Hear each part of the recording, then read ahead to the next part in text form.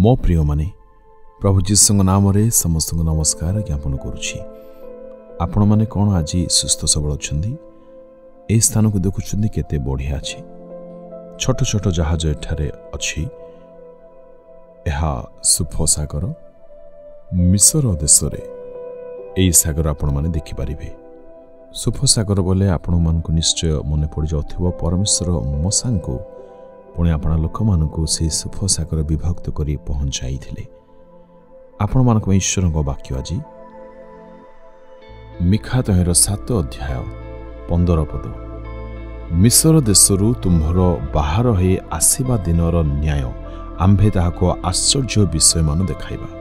प्रभु कहंती मोह पुओ मोहर झियो आंभे तुमको आश्चर्य कर्म नितांत देखाइबा। आश्चर्य कर्मर अर्थ जहाँ मानक चक्षु गोचर हेउछि ताहा नुहे।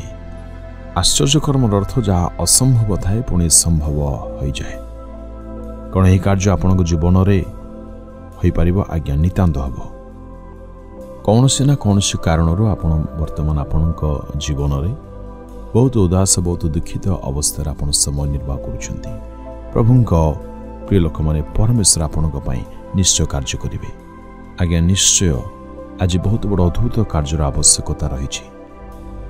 मिस्र देशर जितेबाला इस्राएल लोक मैंने सेठारो बाहर होकि आसुथिले जितेबाला से माने सही देशरू बाहर हो अपना परमेश्वर प्रतिज्ञात देशरू आसुथिले परमेश्वर सेठारे बहुत बड़ आश्चर्य कर्म को करथिले।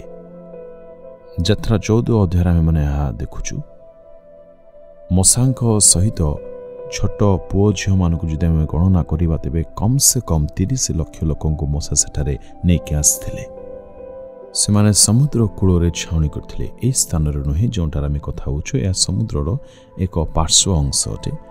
किंतु प्रभुंक लोक माने सेठारे जो माने छाउनी करी रहिथिले जेतेबेले से माने छाउनी करी सेठारे रहिथिले हठात से माने सेमानंक निकटवर्ती एक घड़ा रथर शब्द आवाज को से शुणिले। सेठारे मिस्र सैन्य सामंत समस्ते एकत्रित होई तांको विरुद्ध युद्ध करने समस्ते एकत्र मिसी आसिले।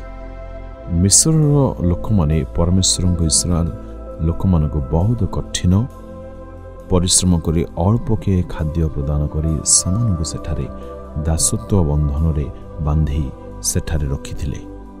जदि एही इस्राएल लोक माने बंदित्व अवस्थार मुकुली चली जिबे तेबे आम्भमानक पई कार्य करिवा निमंते परिश्रम करिवा निमंते लोक नथिबे।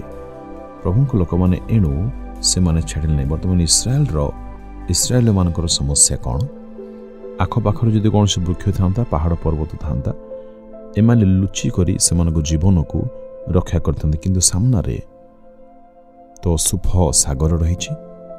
परमेश्वर सेमानक पई मेघ और अग्निस्तंभ ठिया कराइले जहाँ सेमानकर आगे आगे सेमानक पथ कढ़ाई नेब पुणी सेमानक जीवन को पादगति को सुरक्षित भाव में रखिब। परमेश्वर सेमानक निमंते बहुत बड़ कार्य करिकि सेठारे देखाइले। दिन रे सेमानक निमंते मेघस्तंभ पुणी रात्रि रे अग्निस्तंभ सेमानक सहित सहित गमन करिवे। वास्तव में यह केते अद्भुत कार्य अटे। प्रभु अद्भुत भाव में सेमानंकु साहाय्य करिले। दिन रे मेघस्तंभ रात्रि रे अग्निस्तंभ द्वारा सेमानंकु सुरक्षा करी एई स्थान को आनिचंती। जो मेघस्तंभ रहिथिला ताहा वर्तमान इस्राएल लोक मानंको पुणी मिस्रर सैन्य सामंतक मझिरे आसी ठियागला। यार अर्थ परमेश्वर कहवा पई चाहंती तुम्हें आम लोक को छुई पारिब नाही। प्रभु आश्चर्य भाव में मेघस्तंभ को शत्रु पुणी लोक मध्यभाग से ठिया कर परमेश्वर आपण समस्या मझे ठिया हे। परमेश्वर आपण पुणी शत्रुर मझिरे से आसी ठिया हे। आपण पुणी शत्रु शैतान मध्यभाग में परमेश्वर आसी ठिया हे। आपण को चिंता करिवार किछ आवश्यक नाही। आमे केते समय जाए एठारे एही परिस्थिति रे रहिबु। परमेश्वर मसा को कहले आपण जष्ठी उठाओ पुणी समुद्र को 2 भाग कर आओ अतिक्रम कर आर पार को चली जाओ। आपण माने जदि मैप को देखिबे ताहा प्राय 18 किलोमीटर यात्रा थिला बोले आमे माने देखिबा को पाओ। से माने एही स्थानर अन्य एक स्थान को गति कले। परमेश्वर इस्राएल लोकमानंक निमंते 18 किलोमीटर यात्रा को से पथ करी तैयारी कराइले पुणी सेमानक कुशल रे पहुंचाई मध्य पारिले।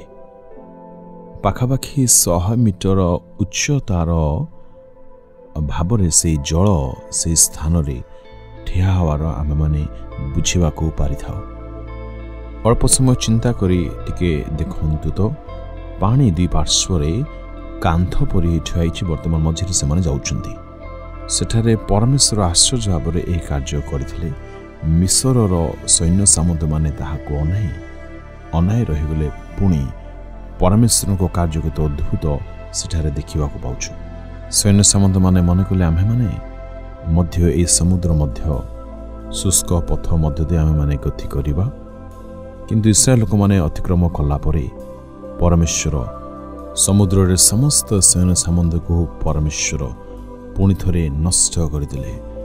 यह केते चमत्कार विषय। प्रभु आपणक जीवन रे मध्य यह करिवे। परमेश्वर आज आम मानक मध्य कहबा पई यह चांदी जो शत्रु मानंको तुम्हें आज देखौछ आउ सदाकाल केबे मध्य से मानंको देखिबो नाही। आज जो समस्या तुम्हें जीवन रे देखौछ से समस्या को, आज जो शत्रु मान को तुम्हें देखो से शत्रु गण को तुम्हें आउ केबे मध्य देखिबो नाही। एपरि आश्चर्य कर्म को परमेश्वर आपण मानक पई मध्य आज नितांत से करिवे। प्रभु लोक माने परमेश्वर माने कहिबा, हे प्रभु तुम्हें प्रतिज्ञा करूछ तुम्हें अद्भुत कार्य नितांत मो जीवन रे करिवो, एणु तुम्हें मो जीवन रे आज ही एही अद्भुत कार्य कर बोली प्रार्थना करूछि। हे प्रभु एही पुओ एही झियो सेमानक जीवन रे आश्चर्यकर्म हो बोली प्रभु एमाने जी प्रार्थना करूछंती। प्रभु सेदिन तुमे जो इस्राएल लोकमानक जीवन रे अद्भुत कार्यमान करिथिलो प्रभु, आज प्रिय लोकमानक जीवन रे मते तुम अद्भुत कार्य कर बोली मु प्रार्थना करूछि। परमेश्वरक नाम रे प्रभु जीसुଙ୍କ नाम रे सेमानक जीवन आज हो बोली विश्वास करी एही प्रार्थना जीसुଙ୍କ नाम रे मागुछि। आमेन आमेन।